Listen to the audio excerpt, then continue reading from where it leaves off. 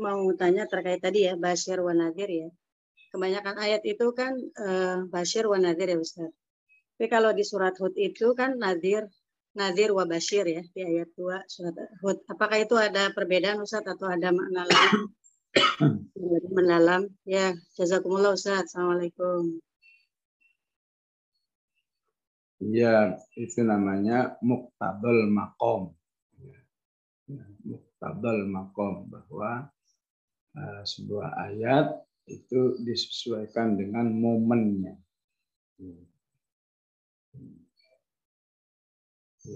Ya, ibaratnya ketika kita bertemu dengan orang sakit, ya, maka omongan kita langsung kepada bagaimana cara mengobati ini.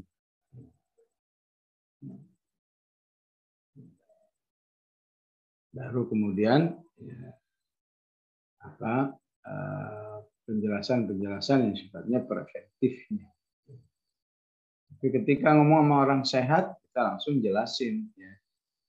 Supaya sehat makan ini, makan itu, dan seterusnya. Hindari ini, hindari itu.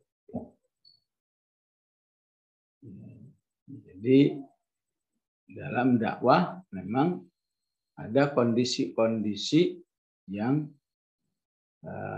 harus disesuaikan. Ini orang lebih butuh nadhir atau lebih butuh basyir. Ketika lebih butuh nadhir, maka nadhir yang harus diutamakan. Ya, apalagi kalau kita dilihat di surat Hud, ya, alla ta'budu illallah innani lakum minhu nadhiru wa basyir. Ya, tentu pemahamannya ini adalah saat Rasulullah Shallallahu Alaihi Wasallam pertama kali mendapat wahyu, ya, atau mendapat wahyu yang disebut dengan wa anzir ashiratakal aqrabin.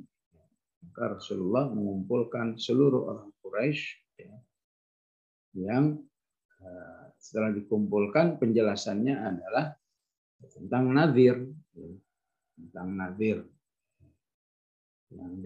yang dijadikan sebuah perumpamaan, ya. Kalau sebentar lagi saya infokan dari balik bukit Sofa ini ada suatu pasukan akan menyerbu kalian. Kalian percaya enggak? Ya, kau percaya, ya.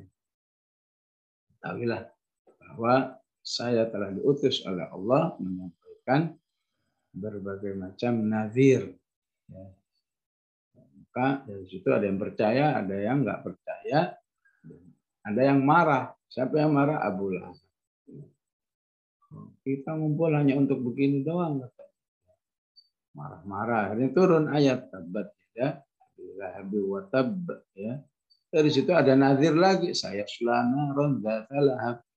Umra'atuhu hammalatal hatab. Ya begitu, memang agak nggak bisa dipastikan. Harus ini sebenarnya sebuah manhaj atau sebuah petunjuk teknis, ya. Teknis di lapangan. Apakah kita mendahulukan nadhir atau basyir? Atau basyir dulu baru nadhir? Lihat saja kondisi di lapangan. Ketika dakwahnya mungkin di daerah Lembah Hitam misalnya, ya maka nadhir bisa jadi lebih harus diutamakan.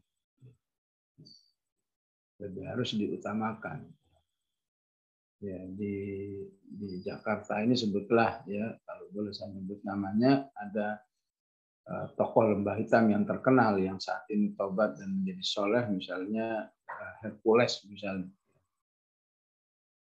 Salah satu pemicu tobatnya karena peran-peran nazir. Peran-peran nazir bahwa hidup ini kan nggak begini terus, akan berakhir.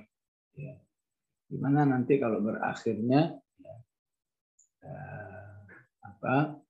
berakhirnya ternyata lebih sengsara.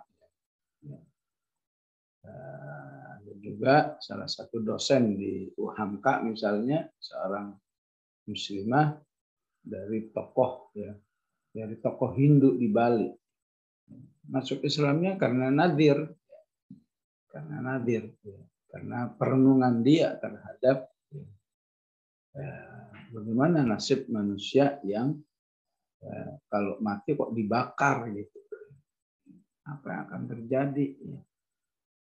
Maka dia jika mendapat masukan tentang Islam di bab nazirnya, apa yang terjadi bagi manusia setelah kematiannya, itulah yang menjadi salah satu sumber hidayah bagi diri.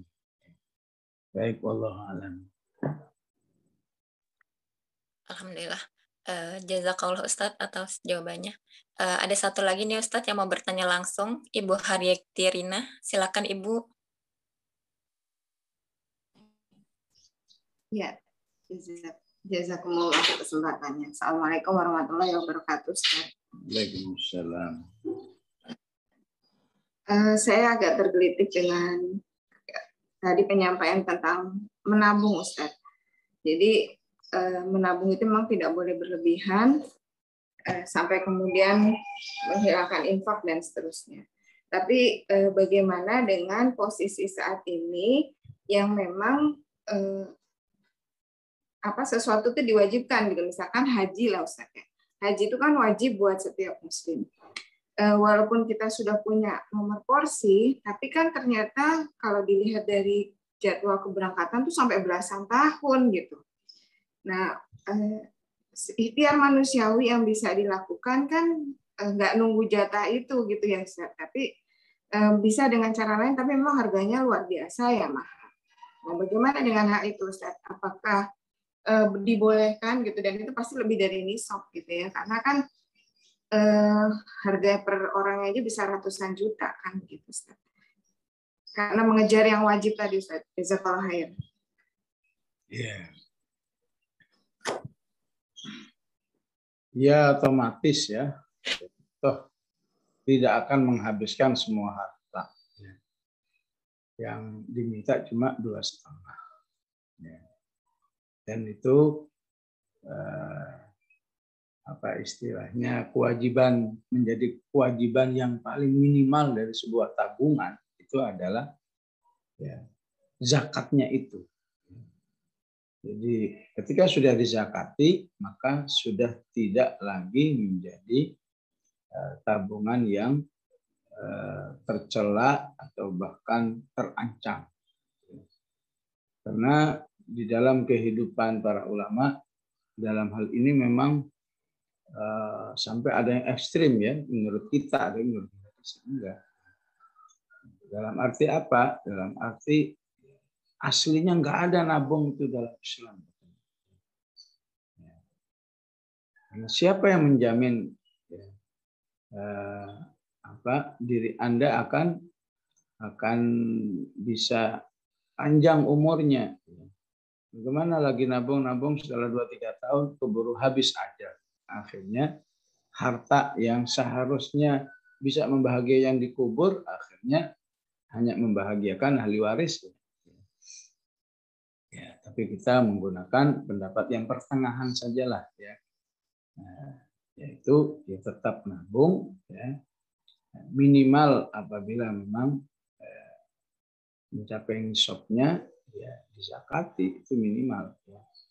Lebih sempurna ya, berarti ada infaknya, atau istilahnya ada sedekah sunnahnya. Zakat disebut dengan sedekah wajib. Yang ketiga yang harus dipahami adalah dalam merencanakan sebuah amal soleh, ya, jangan menjadikan hitungan-hitungan logika itu ya menjadi sesuatu yang dominan dalam diri kita. Dalam melakukan, sekali lagi, jangan menjadikan hitungan logika sebagai standar dalam amal soleh kita. Tapi jadikan yang terbesar adalah ya harapan pertolongan dari Allah Subhanahu wa taala. Ya. Ikhtiar itu ya, adalah hanya untuk menunjukkan agar Allah menolong kita. Ya. Jadi bukan ikhtiar itu yang akan menentukan amal soleh kita. Satu contoh menghafal. Menghafal Quran itu kalau pakai standar logika kita, nggak ada yang siap. Gimana bisa dihafal? Kata seorang ibu, saya akan punya balita. Kata yang kerja, saya akan kerja.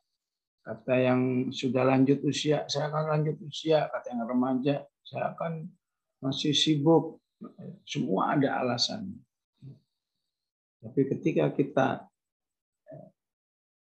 gantungkan harapan pertolongan itu kepada Allah, ya Allah, memang aslinya saya ini nggak mampu, tapi ini saya berusaha nih, ya, berusaha A, berusaha B, berusaha C, dan seterusnya, ya. Maka sisa-sisa yang tidak terjangkau kita lakukan itu, insya Allah dihandle oleh Allah Subhanahu wa Ta'ala. Ya. Menabung juga demikian. Menabung untuk haji itu memang satu ikhtiar yang dibenarkan. Ya. Ya. Tapi ketika kita memahami di balik menabung itu karena dizakati kemudian ya jadi tertunda, itu yang salah.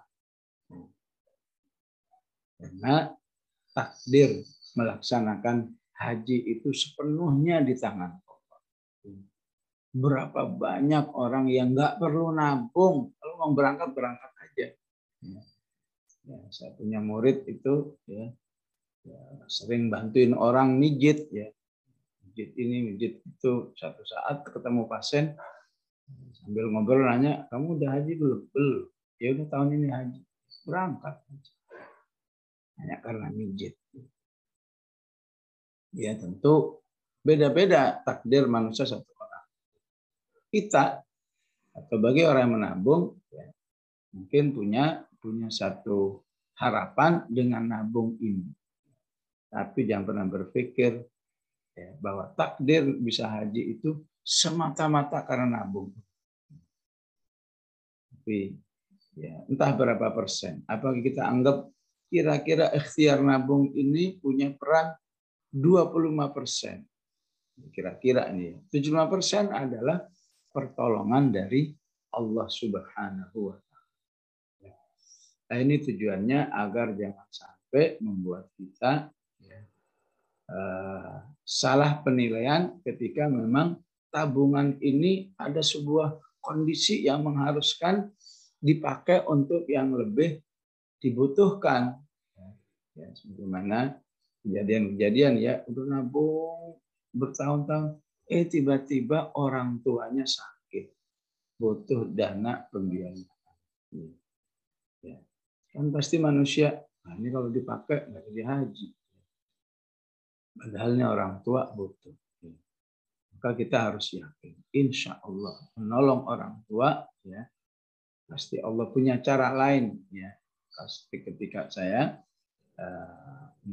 katakan memakai uang tabungan ini, ataupun ya termasuk tadi yang minimalnya dari tabungan itu adalah dikeluarkan zakatnya apabila sudah mencapai nisab.